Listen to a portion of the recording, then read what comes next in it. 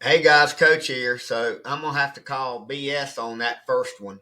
Um, there's no news at 8 o'clock, or they're not telling us there's news at 8 o'clock. And we entered that thing at 57, was trying to get it to 67 there at the breakout, didn't get it, and then it lost at 7:59, and then at 8 o'clock you got two candles that wiped out an hour's worth of stuff. That's the bad part. The good part is I was able to get that exact same strike for 9 o'clock, and I entered it at a better position. I bought it for 5, and I'm looking for 6. So in $3 or 30 cents, however you want to say it, will be even.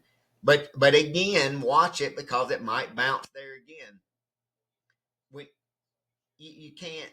I mean, I don't even know the proper word to use when you get it like this. When I see candles like that, it's like Mike and I was talking. It almost looks like it's rigged, right? Like offshore binary accounts.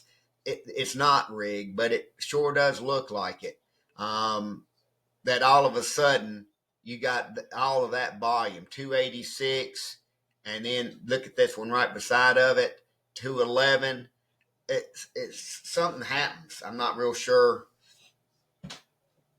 I've only seen it do that maybe in 10 years, maybe a handful of times where something gets crazy like that. So anyway, same strike, lost on number one, couldn't hit one.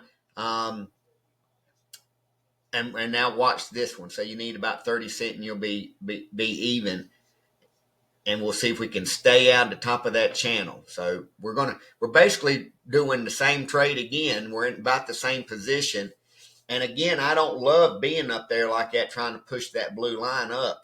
But you got to play what the market gives you. So same strike, same thing. We're just going to say like number one, we ran it that way, didn't work out. Now we're going to run number two, same strike, same amount of time, same everything. The only difference is the entry.